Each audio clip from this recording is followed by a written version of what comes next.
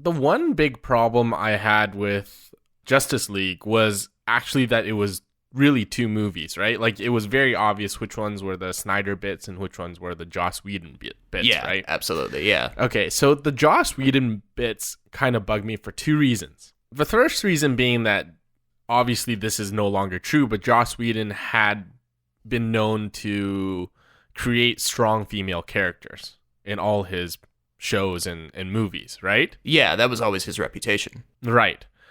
But you know the gag in the movie where the Flash ends up lying on top of Wonder Woman Yeah.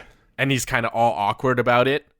That is the same exact gag with Black Widow in the Avengers, and I can't remember, but it was like at least 4 or 5 scenes where it was just like an upskirt of Gal Gadot.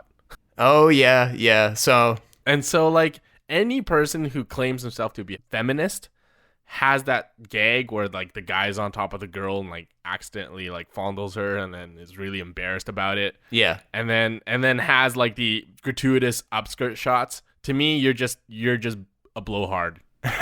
You're so far removed from being a feminist. It really was tough for me to laugh at some of the jokes because I felt they were very Whedon-esque. The theater I was in, it was sold out, but it didn't draw a lot of laughs, and I think that's how you know the jokes didn't really stick. They were kind of juvenile. Yeah. And crass. Yeah. And a lot of it is on the Flash's head because he's such a token comic relief character. But on that note, let's start the show. Please listen carefully.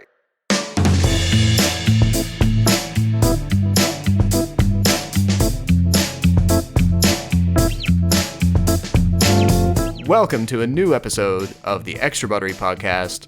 This time on the show, we're going to be diving into, as you've already heard, Justice League, the new Warner Brothers blockbuster extravaganza, featuring the first ever team up of some of comic book fans' favorite characters.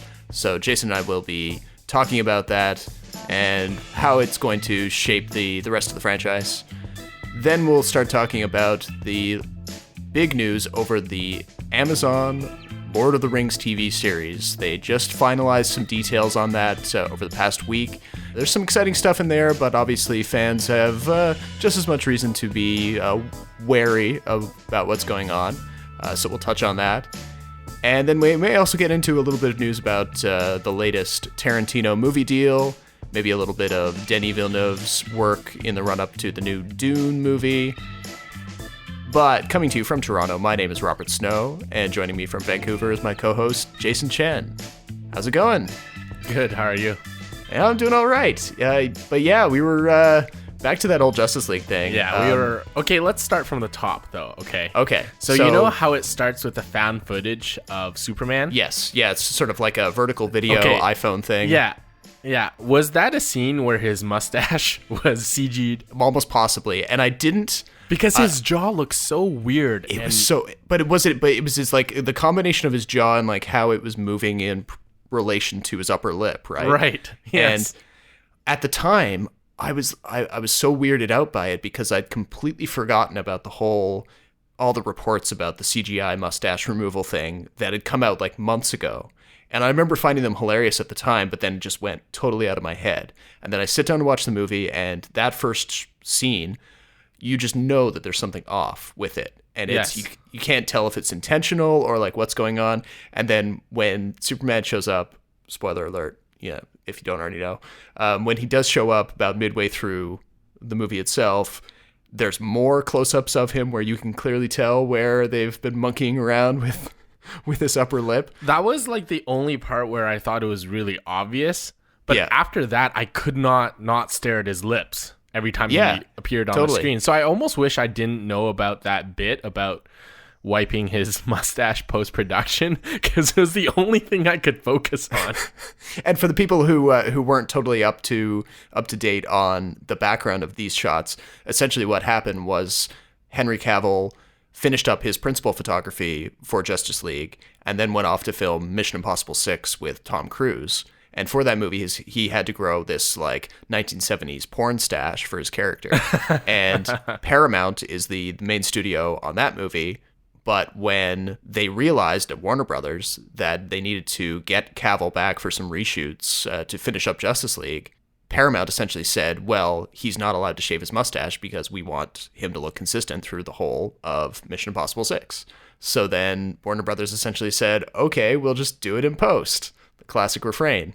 And they had to spend something, however many millions of dollars to make it happen. And Henry Cavill literally posted a photo on his Instagram of this like array of lights and this special 3D modeling studio where he was going to get his whole body scanned so they could pull off an effective. Oh my God. I wonder if the studio just stuck it to Justice League and be like, nope, you know what? I'm just going to make you spend millions just to wipe out his mustache. Because I'm sure making up a fake mustache is a lot cheaper than CGIing his mustache out. Yeah. Or, well, and some very astute comic book readers also pointed out that in the comics that this portion of Superman's story, the comics that those are based on, he actually comes back from the dead with a big heavy beard. So they were like, why don't just let him grow out the beard and then shoot the Justice League stuff that way and then let him shave off the sides, Yeah, and then you know what? You can have a Joss Whedon joke in there about how he shaves. Yeah, I'm totally. sure he would love that. Yeah, Whedon probably would have loved a scene like that. But before we go too far, here's a clip from the trailer.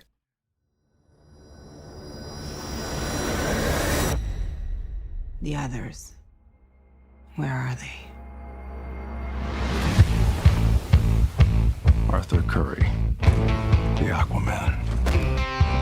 It's on him. Organic and biomechatronic body parts. He's a cyborg. You should probably move. Barry Allen. Whoever you're looking for, it's not me. You're the Batman? And so after that, it was started off okay, but it took too long to get going. Because you have to go to you have to set up Cyborg, you have to set up Flash, you have to set up Aquaman. Yeah, all these characters that we hadn't seen before. Atlantis was boring as hell. Mira did nothing. It was very confusing how the Mera stuff, she's played by Amber Heard, and she's this like undersea queen of Atlantis. I guess she's the queen. It's not really made super clear. She's the queen, yeah. And they just jump right into this dialogue scene that felt like it had the first part of it totally lopped off for the purposes of time. So like, yeah, it was kind of like, I don't remember any part of the conversation. Yeah, but she Mera and Aquaman are having this conversation, which feels like we need a whole lot more context to properly understand. And you can sort of tease out the meaning of it by the end of it. And you think about it for a while, like something along the lines of like, oh, you ran away from your responsibility as the king of Atlantis or whatever, and now like I'm in charge, and then he blames his mom for something and then swims away. Compared to certainly the Cyborg material, the Aquaman backstory stuff was pretty weak. Yes. At least the Cyborg stuff had, he was struggling with this new identity with all these like robot parts that his dad had kind of fused into him to save him from this accident. Yeah. So, there was you could kind of follow something there. There was some logic there, but the Aquaman stuff was like, hey, cool, he's Aquaman. He's like a bro with a trident. Yeah, exactly. I thought of all the new characters, the Flash and Cyborg came off the best, but Aquaman was really underdeveloped, and I felt like kind of like Flash, he was there just to be a bro. Yeah. Actually, the only one gag that was actually funny was when Wonder Woman used the lasso of truth on him. Yeah, see that, and that's where like that was the one joke, but he was the butt of that joke. He wasn't the guy making the joke. No. There were bits with Aquaman that I actually legitimately enjoyed, like some of the battle stuff I really liked. I liked his contributions to like the big final battle on the Russian scene. Like some of that stuff was good. He had a few good one-liners here or there. And apparently he can like fly and jump really high.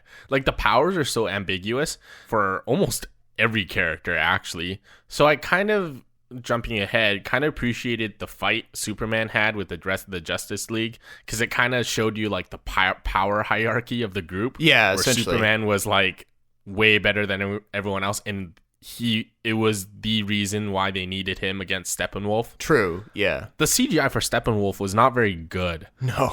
If only because he looked like a character from a video game. I don't know if they did motion capture or whatever, but... No, they didn't apparently. It was just... Yeah, so that's why it didn't look so real.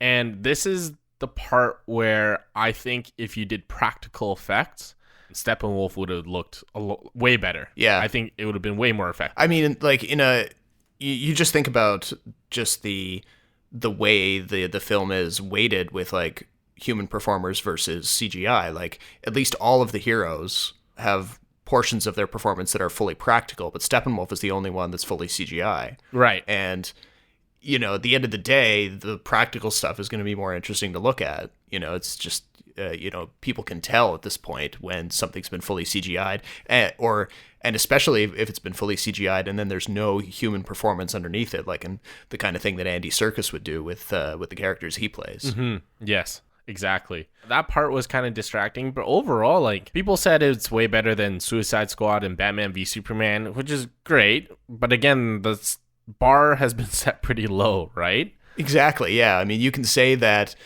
Like, for me, I was happy that Justice League didn't have any of these really annoying side plots, or that it didn't have a character like the Jesse Eisenberg Lex Luthor, who you legitimately hate every time he's on the screen. Like, there's nobody in Justice League who you're kind of railing against. Right. So it had that going for it, but it's also not a great improvement. Like, if all you can do is remove the bad stuff from the one that came before, you're kind of only getting to 50%. Yeah. Essentially. I mean, this is a 50% movie. Like, I was kind of glad I saw it on a big screen, but it didn't move the needle in any way, shape, or form for me. I was like, okay, good guy, band up, defeat bad guy, end of movie. There was, like, strangely enough, for a Zack Snyder movie, there was no, like, real subplot, eh?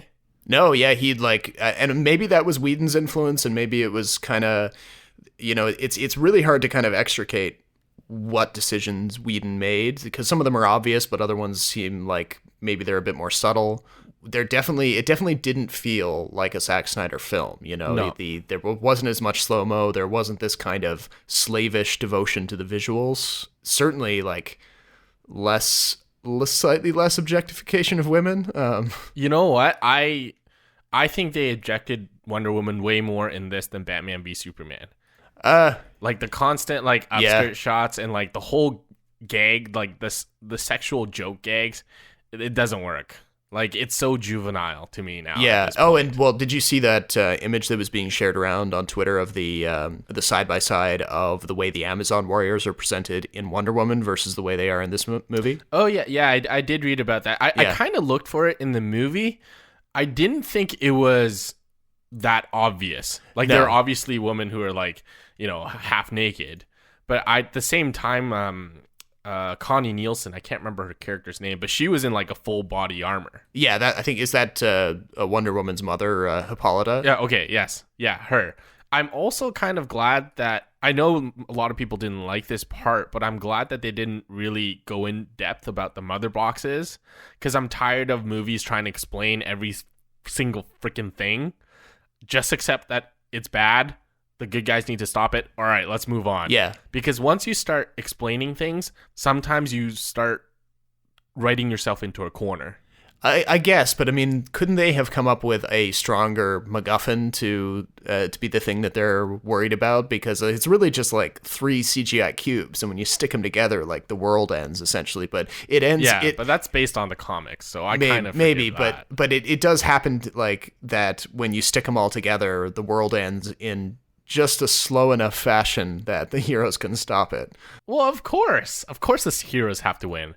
I mean, that is why this movie felt boring, is because you knew what was going to happen. You knew who the good guys and the bad guys were. And at the same time, it was enjoyable enough to not make you fall asleep. Maybe, but I mean, like, the combination of a lame MacGuffin with a villain who literally, like, his dialogue sounds like they were just reusing stuff from Megatron and Transformers. Like, you will feel my wrath, and this isn't possible. Yeah, I do agree that the villain needed a lot of work. I think the criticism for Steppenwolf against Steppenwolf is more valid than the mother boxes.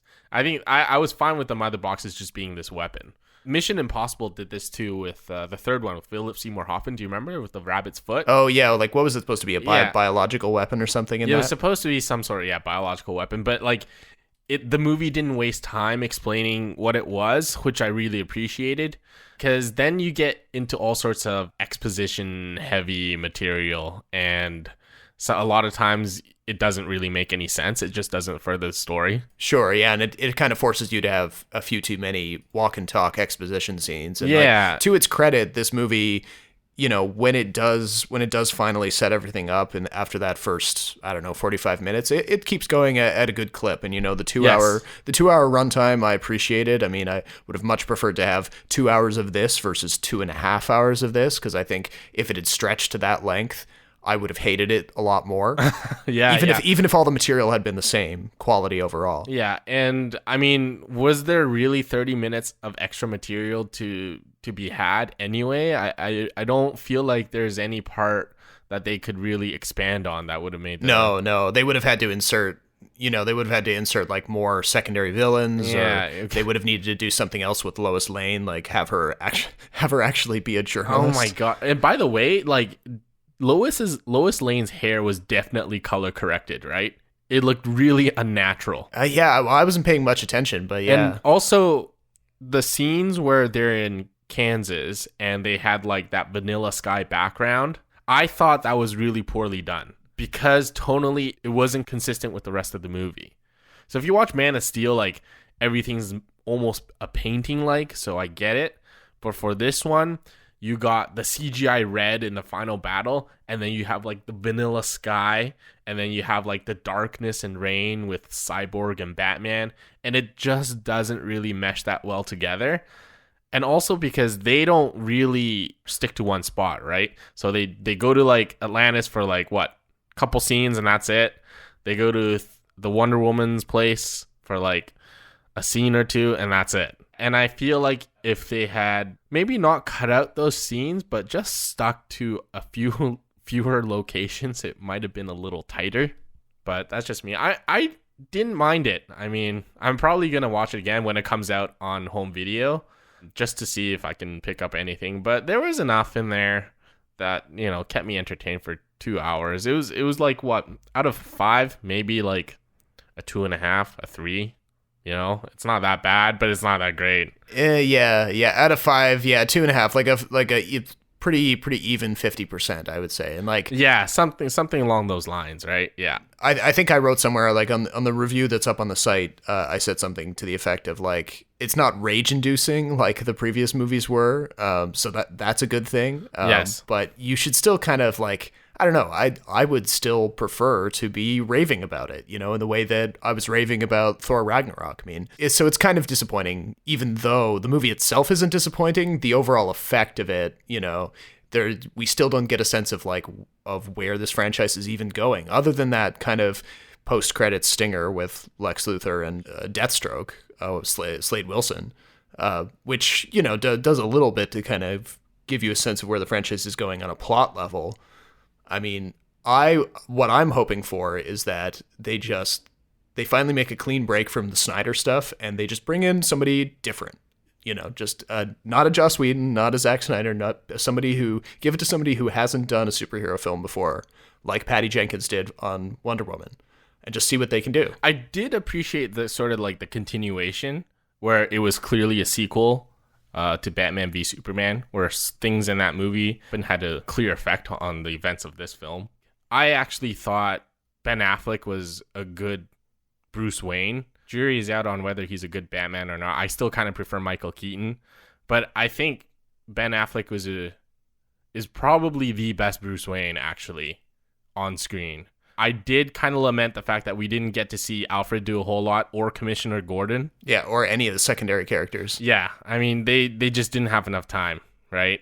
I don't really find fault with Batman bringing back Superman. I think that was always the final solution. The one thing that made me laugh, though, was Batman's contingency plan, and it was Lois Lane stepping out of the car.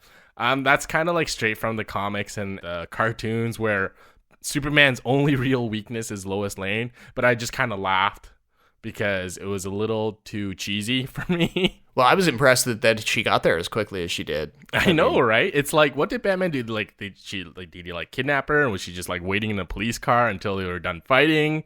Like they pretty much tore down like half a city block before she stepped out, right?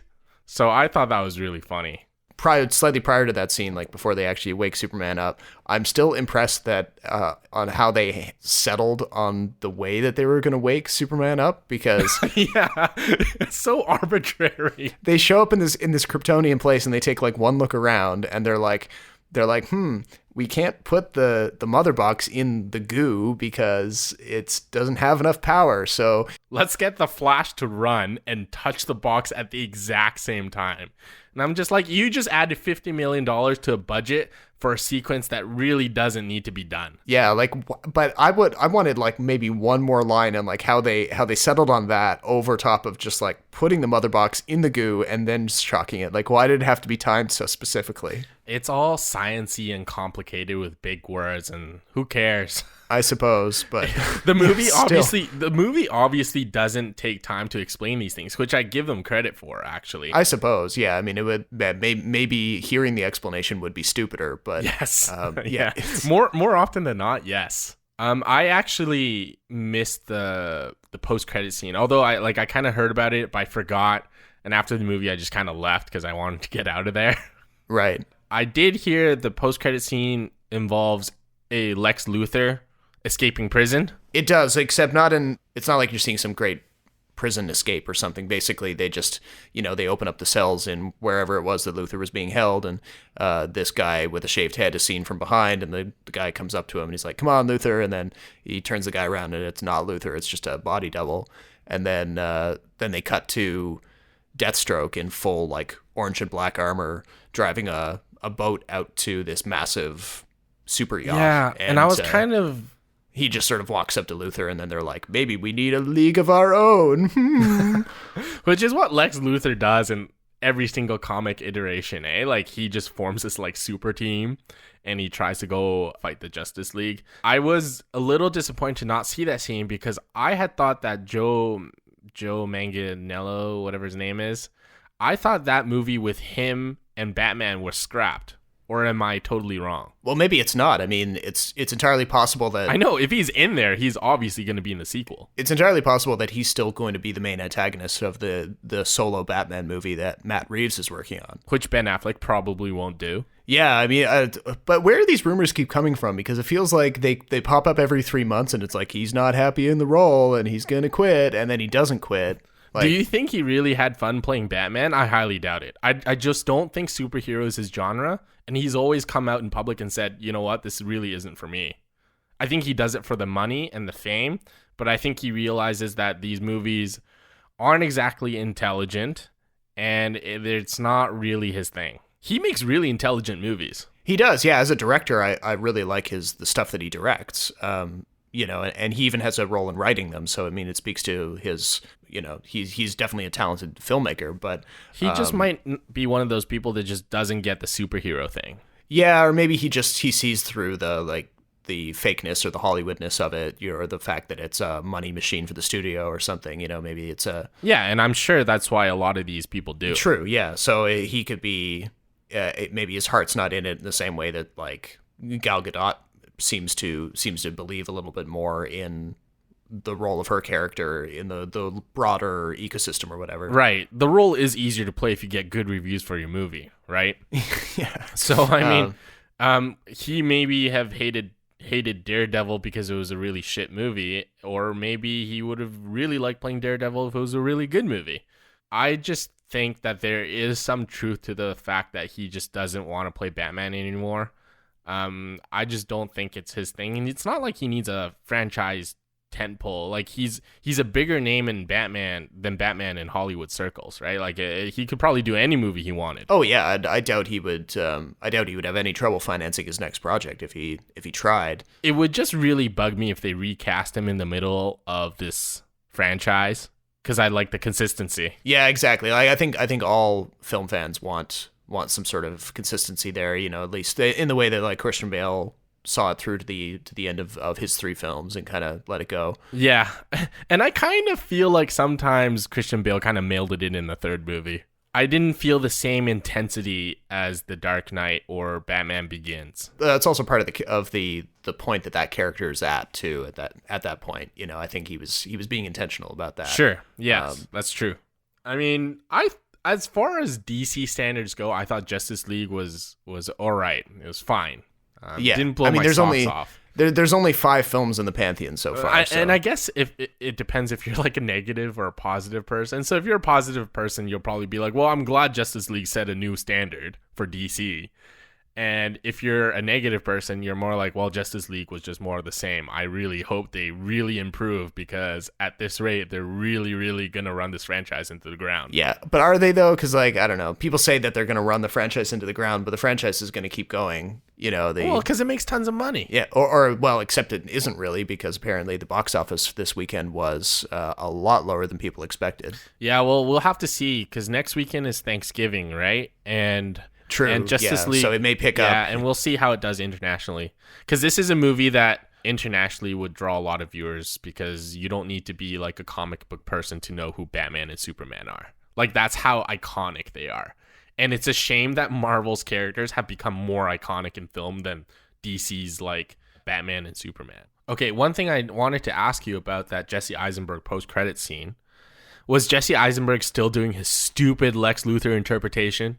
No, well, he was. Thank God. He, like, granted, his appearance there is very short, but Right. compared to other scenes where he has hair in Batman v Superman, Right. It's almost like losing the hair is kind of like he's tossed off that weird schizoid impression that he was doing in the last one. Okay. He was just very... So he heard his critics loud and clear. maybe he didn't have enough time to jump into the routine, but like guess. it was a very like even keeled line reading of the few things that he had to say. Like he was, you know, he seemed like more confident in a traditional way than just like That's a whatever that good was, way to sum it up.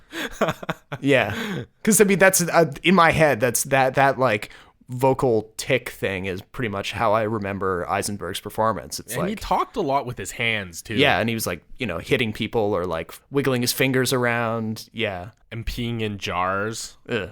Yeah. His whole subplot with that senator character played by Holly Hunter like should be forgotten. You know, every time I rewatch clips from it, I get angry. Yeah, I mean, it made more sense in the director's cut, but yeah, I kind of agree that Batman v Superman went in 5-6 different directions, and 4 of which they didn't need to go to. Yeah.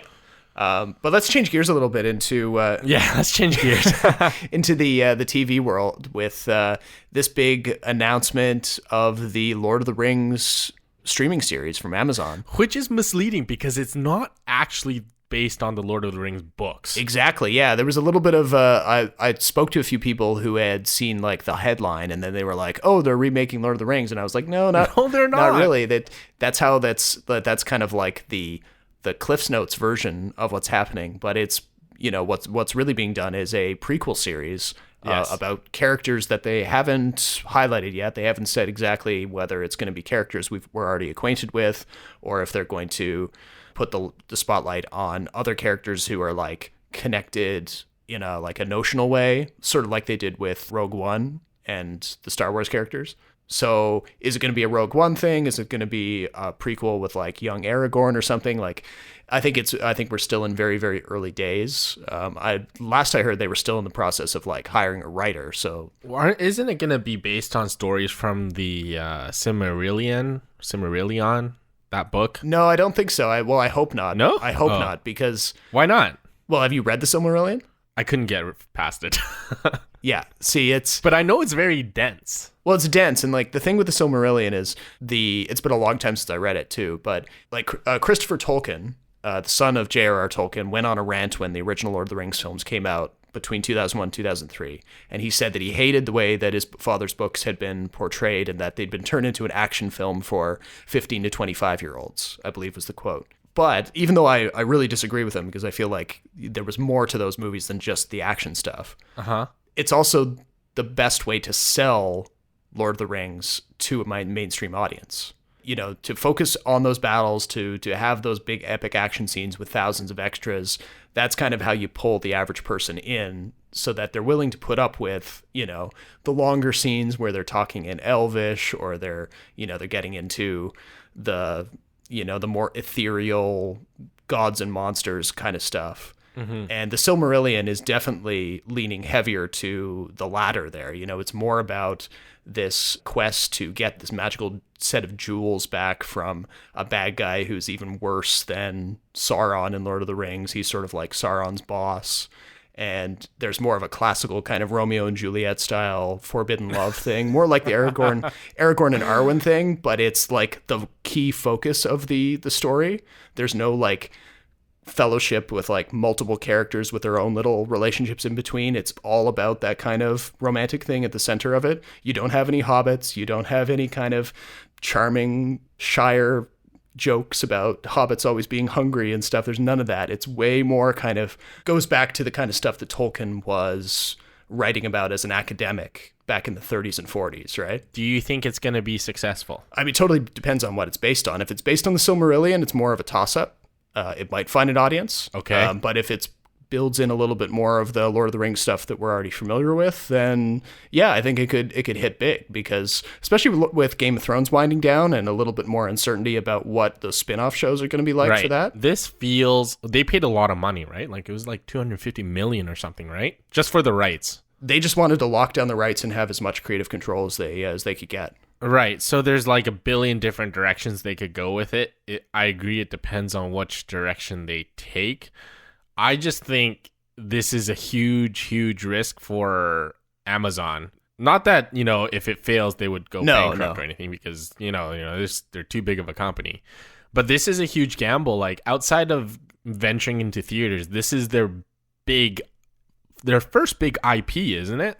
Well, I mean, they have lots of shows that are doing well on their own, like American Gods or the Top Gear thing, or. But the closest they have is The Tick in terms of intellectual property that they've bought from someone else. No, because they own American Gods outright, and for Neil Gaiman fans, that's a big deal. Okay, and then they've also got some smaller shows that they've done. You know how Amazon does the pilot contest, essentially, where they make a bunch of pilots and then they submit them for like audience voting. I did not know this. Yeah, it's apparently, I don't know how often they do it now, but when they first got Prime Video, or instant videos they call it in some markets, off the ground, their approach was to film a whole bunch of pilots, like 20, 25 pilots, and then put them out for people to watch, and then collect user votes, and that would determine which pilots make it through to a season order. I see. Okay. Oh, that's interesting. Yeah. That's pretty interesting, actually. The things that have come out of that process are unique IPs, to answer your question. So they do have control of these smaller things, but none of those shows have really achieved a kind of like market penetration the way that Netflix's original content has. Not yet. Right. Well, original content on IPs are different. IPs you really have to pay through the nose for, especially for Lord of the Rings. I think they're trying to capitalize on this fervor of like medieval fantasy genre that's kind of been going around. But I mean, if you think about it, Game of Thrones is the one high profile one, but we've also had Vikings. We've also had Netflix has got one that's sort of like a ripoff of Vikings called The Last Kingdom. Right. And there's a couple shows too. I think one's called Frontier. It's about the fur trade, which isn't really like a medieval fantasy, but it's very much in the similar tone. No, but it's got Jason Momoa in the star role, so yes, people recognize him from Game of Thrones, and that's a Canadian one, so yes, go Canada, I guess. Yeah. Have you seen it? No, but I know a bunch of people who work on it. Oh, really? I've always been curious about that show. I think they shot a lot of it in Newfoundland, where I'm from. So a lot of the people I know from like the theater, the community theater stuff that I used to do when I lived there, they ended up getting jobs as like production assistants and assistant directors and stuff. It's been a big deal for the film industry in that province. But cool. They're into a second season now, so it seems like it's finding an audience. I'm sure it has an audience. I mean, I would love to see it. I'm just way behind on everything else. But yeah, for this streaming thing, it's like you said, it's a big risk, but it could very well be a big risk that really forces people to take Amazon streaming services seriously. I don't think anyone's really not taking them seriously, but this definitely puts them at the forefront. Like, this is their big IP that they can trot out as their trump card, as their big moneymaker. Yeah, like the thing that makes people really want to actually sign up for Prime and use the instant video side of Prime. Yeah, I have Prime and I actually don't watch Amazon Prime Video that often. Exactly. Yeah. Like I just default to Netflix. yeah, and that's what I mean. Like maybe it's not correct to say that people aren't taking them seriously, but to kind of be in that area where you legitimately can't decide what you want to watch when you've got a few hours to kill. Do you want to watch Netflix or do you want to watch Amazon? Yeah. Or in the future, Disney, CBS, Hulu, CBS All Access. Yeah. all sorts of streaming sites that it's just become a giant rat race. That's what it's become. Now, one thing and this is this is a little bit technical, but that I wish Amazon would fix for their Canadian viewers would be making a app available to watch their library on anything other than a computer. You can't watch it on an Because- iPad or anything? Well, you can watch it on an iPad, but like what I want is like a set-top box app, like for Apple TV or Nvidia Shield or Roku. Because right now you can watch it off of like an app that's built into like a smart TV. Yeah, I mean that's the same idea. Sort of, but like there's certain really popular platforms that they haven't released their app for yet, and it's really frustrating for me. So it just makes it that much harder for me to sit down and watch it because my like Netflix works perfectly on more devices. It seems. Well, yeah, my nightmare is to have like 3 different streaming boxes. Yeah, exactly. That's like my worst nightmare. I want everything to be on one box. Yeah.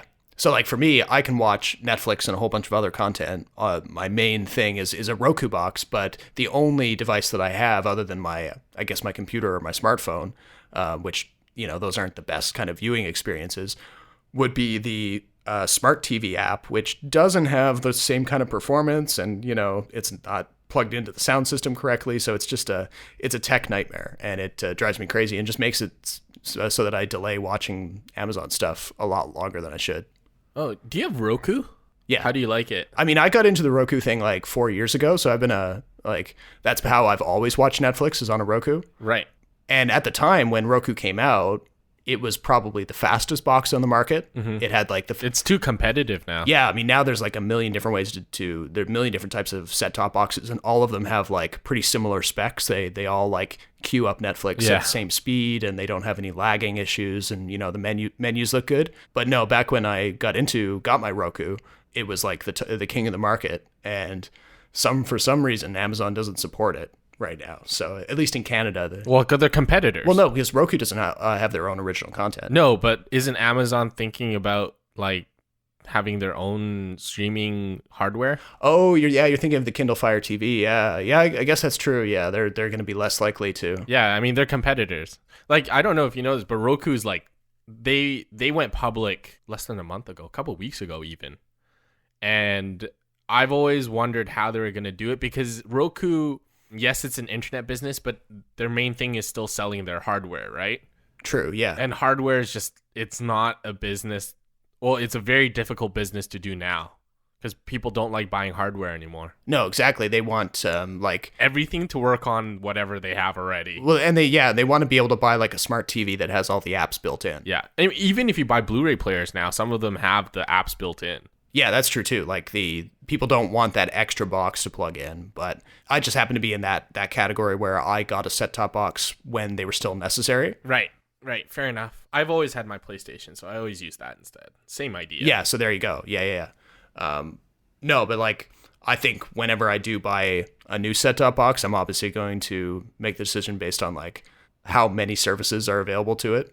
Yeah, and I have a feeling it's going to turn out where it's going to be so competitive that they're not going to be willing to collaborate. So you're going to have to end up buying like 2 or 3 different set boxes to get the streaming services you want.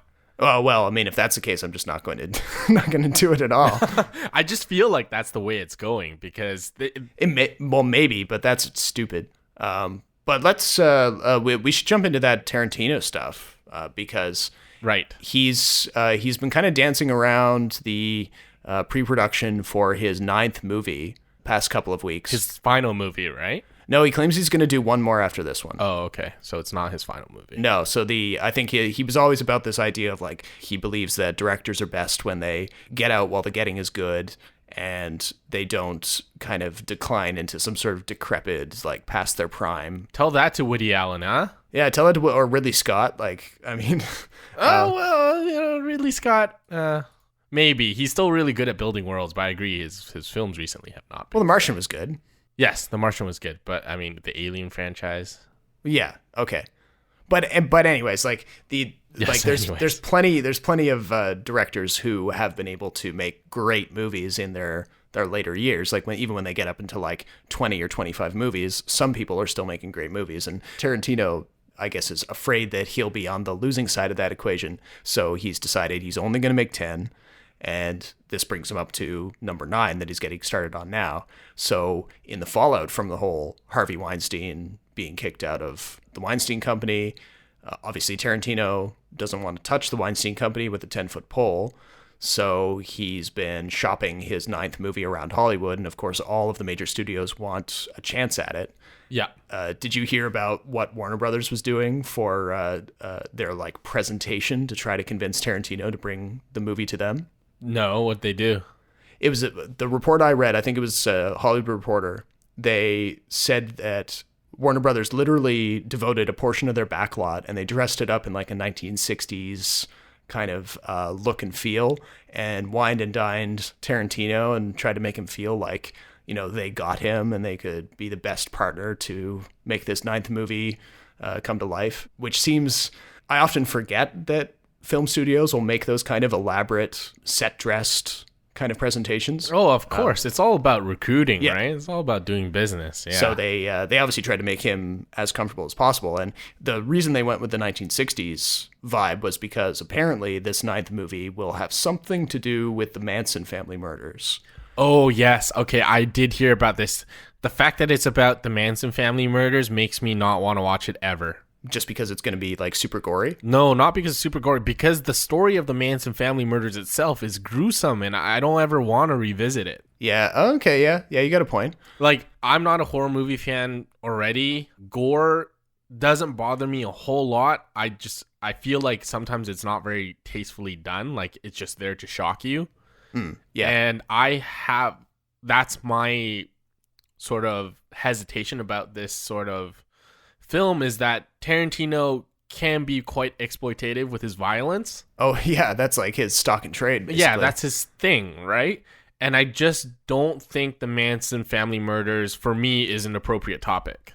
Because if you read into the murders, it's horrifying. It's terrible. Oh, yeah, there's a reason why they've gone down in history as being one of the worst series of murders ever, you know? Like having read the whole thing and like having seen even some photos, like, oh, no, thank you. Yeah. Now, I mean, it's worth pointing out that Tarantino has never explicitly confirmed that that's what the movie's about. Yes. Okay. Fair enough. Yes. There's other people who are suggesting that the Manson family murders is kind of like an entry point into this movie, and it may have more to do with just the general kind of culture that was going on in the Hollywood area in that late 60s time period. So it may just like, maybe the Manson murders will actually just be a background thing and there'll be a different story.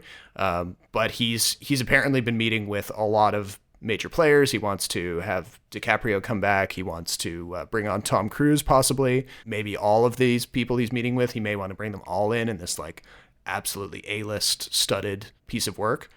I don't know, like after The Hateful Eight, I don't know whether I even want to watch this thing just on the basis of like the kind of filmmaker that Tarantino has become. Right. What didn't you like about The Hateful Eight? I just felt like it was like masturbatory, essentially. He was All his films tend to do that, though. No, but this was especially bad because some people were falling all over themselves to praise like the beautiful Ennio Morricone score and how the film opens up with these beautiful crane shots of frozen landscapes as all the characters kind of converge in this log cabin. But for me, like the fact that he spends like the first 10 minutes with no dialogue, just setting up all these nature shots and using like these crazy different retro fonts for every single title card, it just felt like he was at the mercy of his worst impulses as a filmmaker.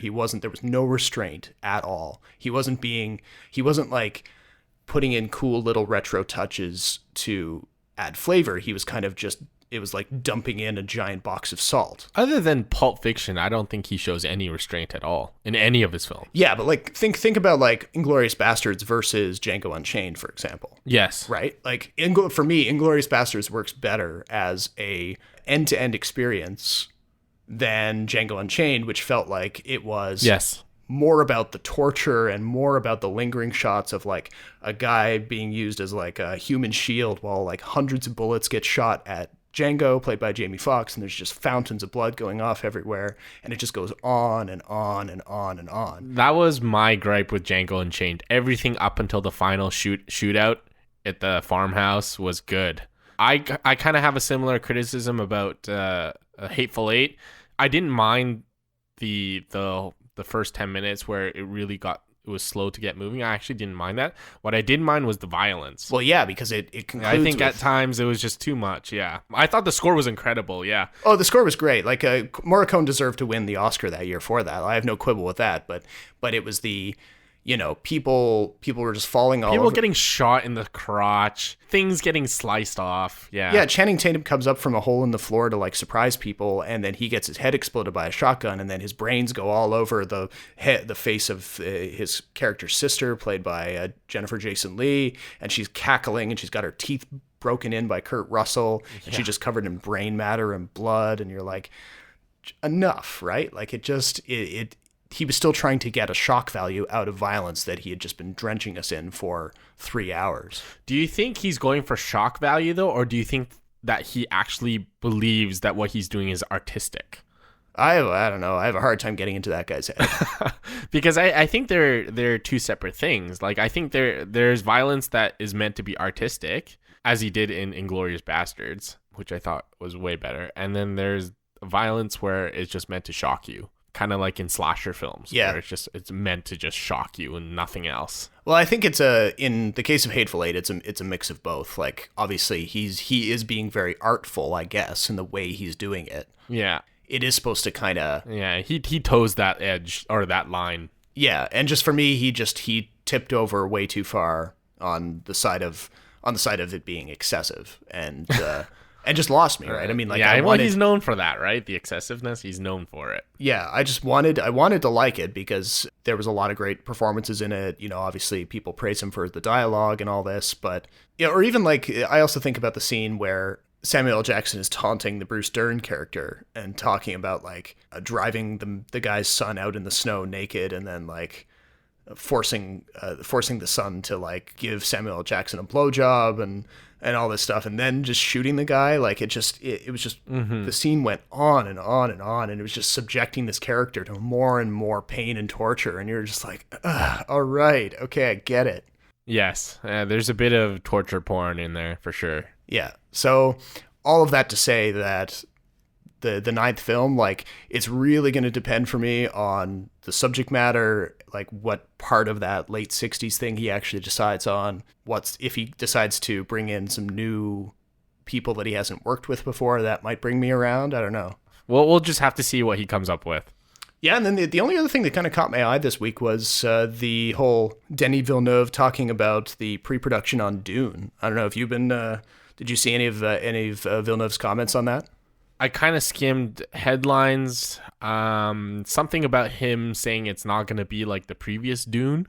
Yeah, or something like that. Which was kind of like some people tried to make it sound like he was dissing David Lynch for Lynch's 1984 version with Kyle MacLachlan and Sting. But like he wasn't really. He was essentially saying that he's just going to go right back to the original novel and kind of do a square one adaptation. Yeah, because David Lynch is out there, yeah. Unless you are David Lynch, it can be difficult to understand what he's trying to go for sometimes. Yeah. Not that he's not brilliant in his own way. No, yeah, but I think David Lynch is the kind of filmmaker who inspires very hardcore fans and probably an equal number, if not a greater number of people who are just like, one's enough for me. Like, I don't understand. Yeah, or just people who are like, I don't get it. Actually, in a related note to the whole David Lynch thing, apparently there are rumors that we're going to get a season 4 of Twin Peaks. Oh, wow. David Lynch hasn't said anything about it. It's all been based on interviews with Mark Frost, the other producer, writer, partner. Sure. If that does happen, I'd I'd be pretty excited. I don't know. I like the way they finished it. I'd be totally. I can't call myself a Lynch fanboy, but Yeah, me neither. I appreciated what he did with the end of Twin Peaks: The Return enough that I'd be fine if they left it as is, but I'd be equally as interested if they did decide to go back and do a season 4. So it's a bit weird in that way. But yeah, whatever Villeneuve brings to the table with Dune, like if he applies his Blade Runner 2049 approach, then I'm all for it. Like everything I've heard about Dune, like from skimming synopses of the novels to did you ever see that documentary Jodorowsky's Dune? No. It basically talked about how this crazy Chilean filmmaker Alejandro Jodorowsky tried to make Dune back, but in like before David Lynch got involved, like late 70s, early 80s. Sure. And this guy, like Jodorowsky, has made some of the weirdest art films on the face of the earth. Big, like 3 that he made one called El Topo and another one called The Holy Mountain, neither of which I've seen in their entirety, but I've seen clips from them. And we're talking some really depraved crap, right? Oh, God.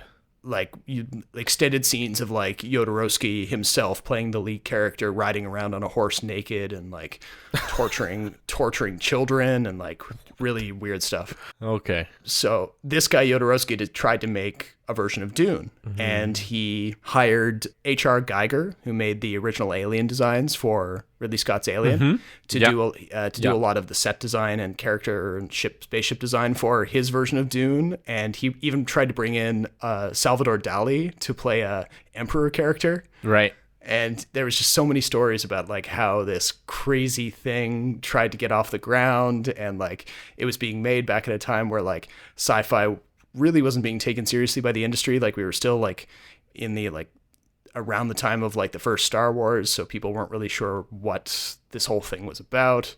So I don't know, there's a kind of oral history about Dune and people who try to make movies about it that I don't know. I'm really curious to see what Villeneuve does with it. I'm interested too. I've never been like a Dune fan, but I'm a big Denis Villeneuve fan. Yeah. So Are you as sad as I am that 2049 is still box office disappointment? I didn't see the foreign numbers. How'd they do? It was like really bad. Like I think the producers are going to take like an $80 million wash on it. Oh, really? Actually, you know what? I had the same conversation with my mom. Sci-fi generally just doesn't sell well in Asia because they don't have the same reverence towards aliens and UFO in their pop culture. Oh, okay. That's interesting. Yeah, so, I mean, when's the last time you saw a sci-fi Asian film? I mean, but don't the Godzilla films often have aliens in them? No, but that's kaiju. That's different, right? No, but Godzilla goes to like other planets and then there's like he fights aliens. Right. Okay. Yes. I mean, that's for. But I see what you mean. Like like I can see how between the Chinese market and the Japanese market, like they don't make as many that I've heard of. No, but like there's no movie in their pop culture memory of something like E.T. or Close Encounters of the Third Kind. Right. Like for them, science fiction isn't exactly their forte. If anything, it's always about like weird Chinese zombies or like weird creatures and gods and Yeah. you know, that kind of thing. But not sci-fi, not going out into space and all that stuff. Something like Blade Runner, obviously, I think is a tougher sell because they don't ask the same questions about sci-fi or relation to sci-fi as we do. Okay. And maybe down the future because they're all into AI now, artificial intelligence. That's all they're doing right now in Asia, in China especially. So we'll see. I did go see Blade Runner the second time though. Oh yeah. Yeah, unfortunately not on IMAX, but it was still as enjoyable for me because I'm a big Blade Runner fan. But I do understand why it's a tough sell. It does feel really long, and if you're not familiar with some of the concepts that are in Blade Runner, the original one, the second one doesn't seem as deep. Yeah, okay. Certain questions in 2049 just aren't as profound as if you know kind of like the background and the controversies behind it. Yeah, I can sort of see that. I also wonder too, like, what was the impact of word of mouth with Blade Runner, right? Because right. And let's not forget the first Blade Runner was a commercial flop too. True, yeah, but like you think about how much of an impact are you going to get from fans of Blade Runner who obviously go to see it like in the first few weekends, and then then the average moviegoers who are also going probably, you know, they're just like, oh, Blade Runner, I like Ryan Gosling or I like Harrison Ford. And then they come out of it and then they tell their friends, it was kind of long, you know? And for like, you know, for some people, that's as much as they're going to engage with a movie. And that's what they're going to tell their friends. And then the friends will be less likely to go see it. And that, I don't know, I feel like, I mean, not that I study audience numbers closely enough to really be sure, but I don't know, I almost have an instinct that might have had an impact here. Yeah. Whereas a sci-fi movie like Thor Ragnarok, which admittedly is part of a much more well-known franchise, you're going to get a lot more word of mouth driving people to that. And as a result, they have a gigantic box office for that. Yeah. I wouldn't even count Thor Ragnarok as sci-fi, though. No, I mean, it's not like it has any kind of like save the earth kind of stuff in it. No, but I totally think comic book movie or comic book adaptation is a genre of its own now. Yeah, okay, fine. I think it's separated itself far enough because it's got elements of different things, right? So I feel like it's kind of its own genre now because we've got so many movies, and I think there is a formula that you can kind of define it as. Yeah, Blade Runner, 250 million worldwide against a budget of 150 million, but those budget numbers do not include marketing and all that stuff. Mm-hmm. Yeah, that's where the trouble lies. Yeah, and you know what? Chris Hemsworth is probably an easier sell than Ryan Gosling. I don't think Ryan Gosling has a big international following, to be honest. Oh, I could not confirm either way. Yeah, I go to Asia and people know Thor and the Avengers, and they're like, "What's Blade Runner? Who's Ryan Gosling?" Oh, that's too bad. I will say that I still have lines from Thor Ragnarok bouncing around in my head like 2 weeks later. Really? I've been planning to see it again. Like some just favorite stuff like I've been falling for 30 minutes. And I just want to see Taika Waititi's character again. Yeah, the Korg guy. Yeah, Korg is hilarious.